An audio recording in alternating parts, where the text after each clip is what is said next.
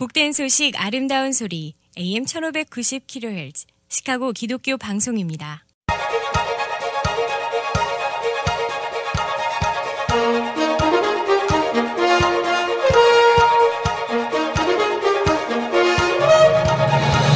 김정일 해설위원의 시사 해설. 세상을 넓게 봅니다. 삶의 지평이 넓어집니다.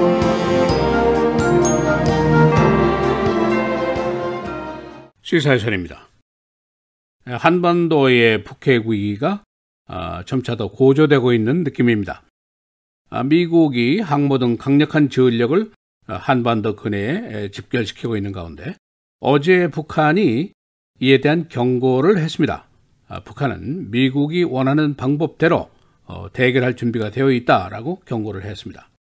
그러니까 미국은 엄청난 전력을 집결시키고 있고 북한은 여기에 대해서 대결하겠다고 경고를 하고 있고 양측이 충돌 궤도에 들어섰다라고 볼 수가 있습니다.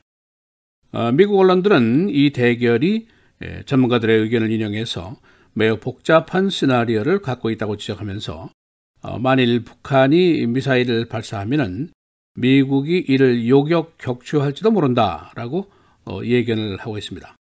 그런가 하면은 한국 내에서는 수많은 위기설이 소문을 타고 걷잡을 수 없이 확산이 되고 있습니다. 그러나 정부 차원에서 확실하게 이게 모두 낭설이다라고 밝히지를 못하고 있습니다. 대신에 오늘 한국 언론들이 이 역할을 대신하고 있는 모습을 볼 수가 있습니다. 그래서 오늘은 미국의 전력 증강 계속 어떤 내용인지, 또 북한의 경고 발표는 어떤 내용인지, 안보 전문가들의 의견은 어떤 것인지, 또 한국 내의 북핵 위기와 관련된 소문들은 어떤 것들인지 알아보도록 하겠습니다. 바로 오늘 북한의 김정은이 최고인민회의에 참석을 하게 됩니다. 그리고 이번 주말에는 김일성의 생일 기념일을 맞게 됩니다. 15일이 김일성의 생일 기념일이고 25일은 인민군 창설 기념일이고 북한의 도발의 시기가 될 것이다 하는 예상이 가장 많습니다. 북한은 어제 미국의 위협적인 전력 증강에도 불구하고 위축되는 조짐이 전혀 없습니다. 북한의 경고는 이런 위기 상황을 미국의 책임이라고 얘기를 하면서 평양에게는 핵을 통한 자기 방어 또는 선제 공격의 정당성을 미국이 부여하게 될 것이라고 말했습니다.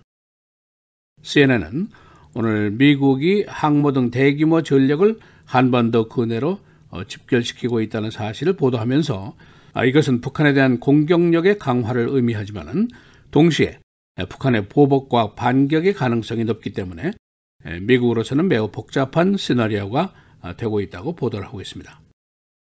마이클 하이든 전 CIA 국장은 미국이 북한의 핵 포기를 추진하고 있지만은 우리가 무슨 노력을 하든지 북한은 미사일을 개발하고 그 위에 핵폭탄을 얻는 작업을 계속하게 될 것이다 라고 예상을 했습니다. 그는 우리가 지금 할 수 있는 최선의 일은 북한의 이 노력을 가두어두는 것이지 박사하는 것이지 이것을 포기시키는 것이 아닐 것이다 라고 분석을 했습니다.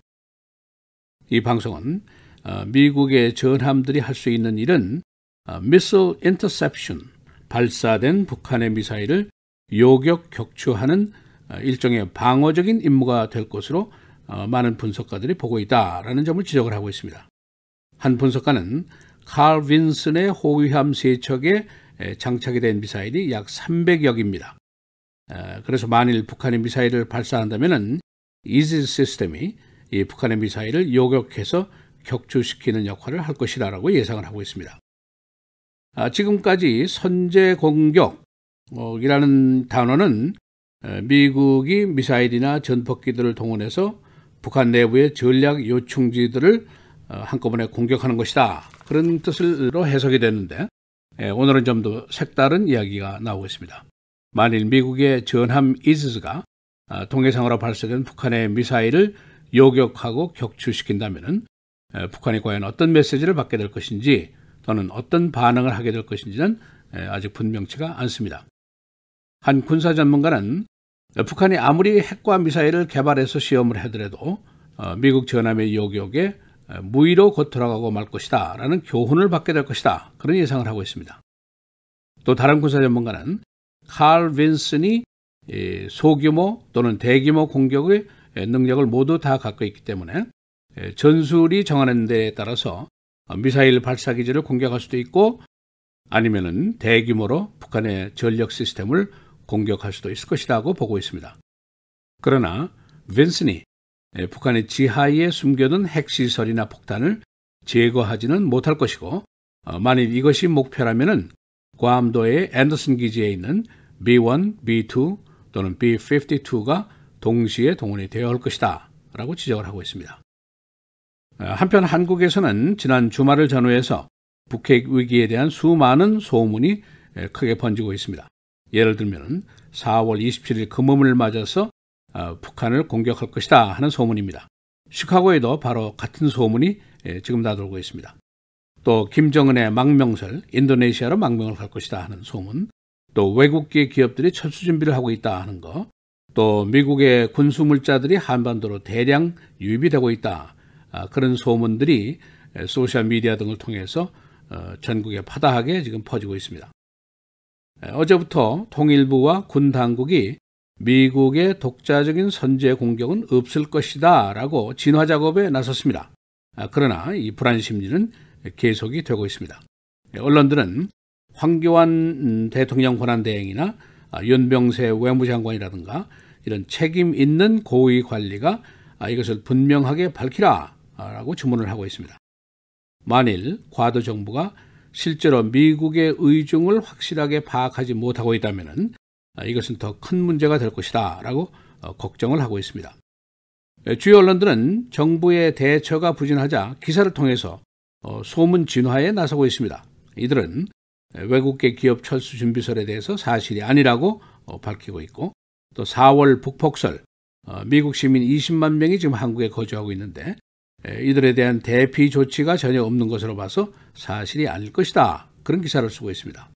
또 김정은 망명설, 중국과 합의해서 망명을 유도하겠다 하는 설인데 정부 측에서 들어보지도 못한 것이다 라는 반응을 기사화하고 있습니다. 또 미국의 군수물자 한반도 대량 유입설, 이것은 주로 재미 교포들 중심으로 해서 나온 소문인데 소셜미디어를 통해서 미국의 주요 항구에서 한국으로 가는 전쟁 물자를 대량으로 싣고 있다 하는 내용이었습니다. 이것은 경북 포항 일대에서 지금 진행 중인 군수 지원 훈련과 관계됐다 하는 것을 설명을 하고 있습니다. 한국의 한 주요 언론은 정부에게 한반도 4월 위기설의 진상을 확실하게 밝혀라 하고 요구를 하고 있습니다. 사설을 통해서 이야기를 하고 있는데 이 사설은 현재 과도 정부가 미국의 선제 공격이라든가 전술 핵 배치 문제, 북미 대화의 조건, 이런 작금의 상황에 대한 입장조차 정하지를 못하고 있는 것으로 보인다라고 크게 비난을 하고 있습니다. 시사해설 김정일입니다.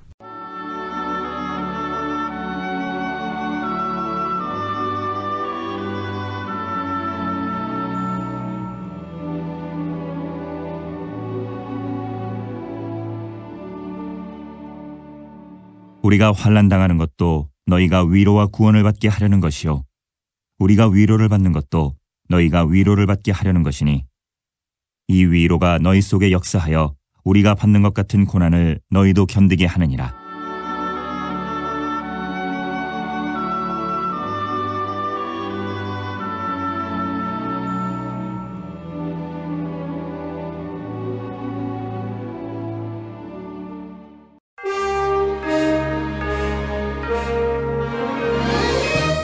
헬라인 뉴스입니다.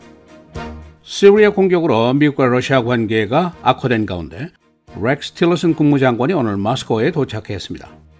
그는 러시아와 시리아 관계 약화를 시도하게 됩니다. 화학무기 사용 이후에 시리아에 대한 국제사회의 비난이 고조되고 있습니다. 틸러슨 국무는 러시아가 2013년도 시리아 화학무기 제거 의무를 이행하지 않았다고 비난했습니다. 북핵 위기가 고조되고 있는 가운데 북한이 오늘 미국에 대한 경고를 했습니다. 북한은 미국의 전력 증강이 자신의 정당 방위와 선제 공격을 정당화하게 될 것이라고 말했습니다. 북한은 미국이 정하는 방법에 따라서 대결할 준비가 되어 있다고 선언했습니다. 북핵 위기가 고조되면서 한국 내 무수한 소문이 대대적으로 퍼지고 있습니다. 4월 27일 북폭설을 비롯해서 김정은 망명설, 외국 기업 철수설 등입니다. 한국 언론들은 한국 정부가 확실한 진상을 밝힐 것을 정부에 요구하고 있습니다. 한 언론은 과거 정부가 미국의 선제 공격 등에 대한 입장 정리도 되어 있지 않다고 비난했습니다. 샌 버나디노 초등학교 내에서 총격 사건이 벌어져서 교사 1명을 비롯해서 3명이 사망했습니다. 총격 사건은 가정 불화 관계에 있던 남편이 학교 교실에 들어와서 아내인 교사를 총으로 쏜 것입니다. 가해자는 자살했고 교실 내 학생 2명이 총에 맞았습니다. 이들 중에 8살 난 학생이 절명했습니다. 유나이티드 에어라인이 좌석이 초과됐다는 이유로 한 승객을 강제로 끌어내렸습니다. 항공사는 당초에 초과 인원의 예약을 받았는데 무작위로 골라서 승객 4명을 내리게 했습니다. 이 중에 한 승객이 이를 거부하자 공항 경찰을 불러서 강제로 끌어내렸습니다. 이 30초짜리 비디오 테이프 600만 명이 시청을 했습니다. 엘라바마 거버너가 사임했습니다. 그의 스태프 여성과의 연문 그리고 선거기금 유용 때문입니다. 금년 74살인 로버트 벤틀리 거버너, 젊은 부하 직원 여자와 부적절한 관계를 가져왔습니다. 시카고 컵스가 어제 금년 시즌을 시작하면서 우승기를 경기장에 개양했습니다. 108년 만의 승리를 기념하는 깃발입니다. 어제 팬들은 36도의 차가운 날씨와 비바람에도 불구하고 다시 한번 승리의 기쁨을 나누었습니다. 쿡카운티 법원의 레이먼 밀스 판사가 어제 집 앞에서 괴한의 총을 맞고 사망했습니다. 그는 새벽 운동을 나가려던 중에 집 밖에서 한 여인이 괴한의 총에 맞는 것을 목격하고 이를 제지하려다가 괴한의 총에 맞아서 절명했습니다. 시카고 트리뷴 사진기자가 금년도 퓰리처 상의 영예를 안았습니다. 제임스 웸스간 기자, 그가 찍은 어린이 총격 사건 피해자 사진이 보도사진상을 타게 했습니다. 그는 2002년부터 시카고 트리뷴에서 사건 기사 보도 사진을 담당해왔습니다. 날씨입니다. 오늘 맑고 흐리고 54도, 내일 맑고 57도, 목요일 금요일 계속해서 흐리고 비, 목요일의 최고는 67, 금요일은 68도입니다. 토요일 대체로 흐리고 77도입니다.